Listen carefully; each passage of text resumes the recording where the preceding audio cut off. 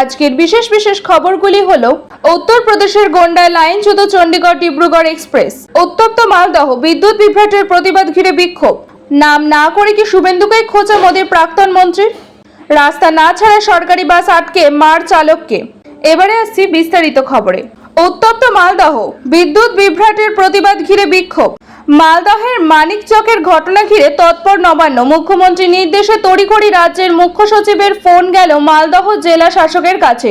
সূত্রের খবর, বর্তমানে পরিস্থিতি কি সেটা জানতেই মুখ্য সচিব ফোন করেছেন জেলা শাসককে। কি ঘটনা ঘটেছিল তা নিয়ে সবিস্তারে টেলিফোনিক আলোচনা মুখ্য সচিবের। যদিও মালদহ প্রশাসনিক সূত্রে জানানো হয়েছে পরিস্থিতি বর্তমানে নিয়ন্ত্রণে রয়েছে, এমনটাই মালদহ জেলা শাসক জানিয়েছে মুখ্য সচিবকে।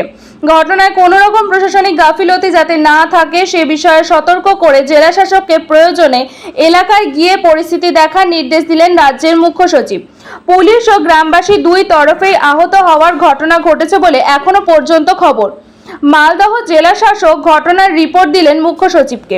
সূত্রের খবর, কে কে আহত, কোথায় কোথায় আঘাত পেয়েছেন সে সবকিছু ইতিমধ্যে হাসপাতালের থেকে জানতে চাওয়া হচ্ছে। গ্রামবাসীদের আঘাত কেমন তাও জানতে চাওয়া হয়েছে প্রশাসনিক তরফে। মালদহের মানিকচকের ঘটনায় এখনো গুলি চালানোর ঘটনা স্বীকার করেনি পুলিশ।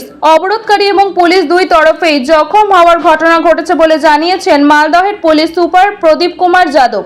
এ পর্যন্ত ঘটনায় আটক 5 জন। এলাকায় চলছে পুলিশ সুপারের নেতৃত্বে অভিযান। মানিকচকে উত্তপ্ত পরিস্থিতি এখনো অব্যাহত। আক্রান্ত পুলিশ। ঘটনায় আহত হয়েছেন মানিকচক থানার আইসি।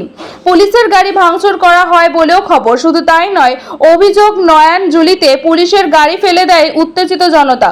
ঘটনায় সংবাদ মাধ্যম আক্রান্ত হওয়ার খবরও পাওয়া গিয়েছে। সব মিলিয়ে এখনো পরিস্থিতি অগ্নিগর্ভ হয়ে রয়েছে। গোটা এলাকা জুড়ে টানটান উত্তেজনা। উত্তরপ্রদেশের গোন্ডায় লাইনচ্যুত চণ্ডীগড় ডিব্রুগড় এক্সপ্রেস। 12টি বগি লাইনচ্যুত হয়েছে। এর মধ্যে 3টি বগির গেট জানলা খোলা যাচ্ছে না, মাটিতে গেঁথে গিয়েছে বগিগুলি।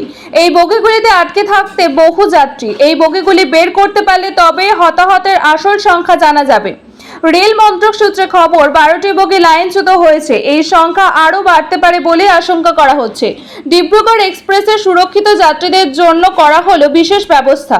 সূত্রের খবর অনুযায়ী 12টি বগি লাইনচ্যুত হয়েছে। এর মধ্যে 3টি বগির গেট জানলা খোলা যাচ্ছে না, মাটিতে গেঁথে গিয়েছে বগিগুলি। এই বগিগুলিতে আটকে থাকতে বহু যাত্রী। এই বগিগুলি বের করতে পারলে তবেই হতাহতের আসল সংখ্যা জানা যাবে। রেল মন্ত্রক সূত্রে আরও জানা গিয়েছে, ডিব্রুগড় এক্সপ্রেসের সুরক্ষিত যাত্রীদের জন্য মনকাপুর স্টেশন থেকে স্পেশাল ট্রেনের ব্যবস্থা করা হলো। গোন্ডা থেকে মনকাপুর পর্যন্ত নিয়ে যাওয়ার জন্য বাসের ব্যবস্থা করেছে রেল। প্রসঙ্গত, বৃহস্পতিবার দুপুর 2:37 উত্তরপ্রদেশের গোন্ডা এবং ঝিলাটির মাঝে অবস্থিত পিকাউড়ায় এই দুর্ঘটনাটি ঘটে।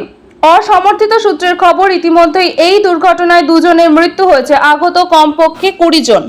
প্রধানমন্ত্রী নরেন্দ্র মোদীর দেশ শাসনের স্লোগান সবকে সাথ সবকা বিকাশ বন্ধ করে দেওয়ার ডাক দিয়ে চাপে পড়ে যান শুভেন্দু। তারপর সাফাই দিয়ে একটি এক্স পোস্ট করেন, যার মর্মার্থ মোদীর স্লোগানে তার ভরসা রয়েছে, তিনি তা বদলও করতে চাননি। তার কথা ভুল প্রেক্ষাপটে প্রচার হচ্ছে। শুভেন্দুর বক্তব্য যদিও খারিজ করে দিয়েছেন দলের রাজ্য সভাপতি সুকান্ত মজুমদার, তবে বলে ফেলা কথার অভিঘাত আজ করতে পেরেছিলেন পদ্ম শিবিরের নেতারাও। বৃহস্পতিবার জানিয়ে ইঙ্গিতপূর্ণ পোস্ট করলেন নকভি। রাস্তা না ছাড়ায় সরকারি বাস আটকে মার চালককে। একটি সরকারি বাসের চালককে মারধর এবং তার কাছে বাধা দেওয়ার অভিযোগে 2 জনকে গ্রেফতার করেছে বেহালা থানার পুলিশ। ধৃতদের নাম ইব্রাহিম ফৈয়াদ শাহ কাপ্তা এবং রত্নদীপ ঘোষ। তাদের বাড়ি পর্ণশ্রী থানা এলাকায়। মঙ্গলবার বিকেলে 2 জনকে গ্রেফতার করা হয়। পুলিশ সূত্রের খবর, মঙ্গলবার দুপুরে S22 রুটের একটি বাস ঠাকুরপুকুরের দিক থেকে ডায়মন্ড হারবার রোড ধরে তারাতলার দিকে যাচ্ছিল। 2 অভিযুক্ত মোটর বাইকে চেপে যাচ্ছিল একই অভিমুখে। অভিযোগ, রাস্তা ছাড়াকে কেন্দ্র করে একটি সিনেমা হলের কাছে বাস চালকের সঙ্গে ইব্রাহিম এবং রত্নদীপের উত্তপ্ত বাক্য বিনিময় হয়। পুলিশ জানিয়েছে, সাময়িকভাবে সেই বচসা মিটে গেলেও পাঠকপাড়া কাছে অভিযুক্তরা ফের ওই বাসটিকে আটকায়। সেখানেই চালক স্বরূপ বাঘকে মারধর করে তারা। চালকের কাছে বাধা দেওয়ার অভিযোগও ওঠে 2 জনের বিরুদ্ধে। এরপরেই স্বরূপ বেহালা থানায় অজ্ঞাত পরিচয় যুবকদের বিরুদ্ধে অভিযোগ দায়ের করেন। তদন্তে নেমে পুলিশ ওই এলাকার সিসি ক্যামেরার ফুটেজ খতিয়ে দেখে কয়েকজনকে শনাক্ত করে। তার মধ্যে ইব্রাহিম ও রত্নদীপও ছিল। তবে পুলিশ সূত্রের খবর, বাস আটকে গোলমালের সময় যাত্রীদের নামিয়ে দেওয়া হয়েছিল। মারধরের চোটে চালকের কপালে আঘাত লাগে, তবে তার আঘাত গুরুতর নয় বলে পুলিশ জানিয়েছে। নাম না করে কি শুভেন্দুকে খোঁচা মোদীর প্রাক্তন মন্ত্রী? শুভেন্দু অধিকারীর মন্তব্য নিয়ে বিজেপি তো বটেই, সামগ্রিকভাবে বাংলার রাজনীতি আলোড়িত, যার আজ পড়েছে জাতীয় রাজনীতিতেও। সেই সন্ধিক্ষণে বৃহস্পতিবার সন্ধ্যায় নিজের এক্স হ্যান্ডেল একটি পোস্ট করেছেন নরেন্দ্র মোদী সরকারের প্রাক্তন মন্ত্রী তথা একদা বিজেপির অন্যতম সংখ্যালঘু মুখতার আব্বাস নকভি। তাতে তিনি যা লিখেছেন তা দেখে অনেকেই মনে করছেন শুভেন্দুকে কটাক্ষ করতে চেয়েছেন প্রবীণ এই নেতা।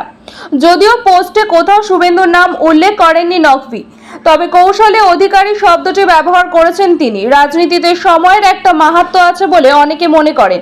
সেদিক থেকে নকভি যে সময় পোস্ট করেছেন তা উল্লেখযোগ্য। শুভেন্দু বলেছিলেন, বুধবার নকভি পোস্ট করেছেন বৃহস্পতিবার সন্ধ্যায়। নকভি তার এক্স হ্যান্ডেলে পোস্টে লিখেছিলেন, অতি উৎসাহের অধিকারী কেউ কেউ হড়বড় করতে গিয়ে গড়বড় করে ফেলেছেন। এরপরে অস্পৃশ্যতার সংক্রমণ বৃদ্ধি পেতে পারে। প্রত্যেকের বিশ্বাসকে সম্মান জানানো উচিত, তবে অস্পৃশ্যতাকে দূরে রাখাই শ্রেয়। তারপর একটি কবিতার লাইন উদ্ধৃত করেছেন নকভি, যার নির্যাস সবাই ঈশ্বরের সন্তান, কেউই নিম্নবর্গের নয়।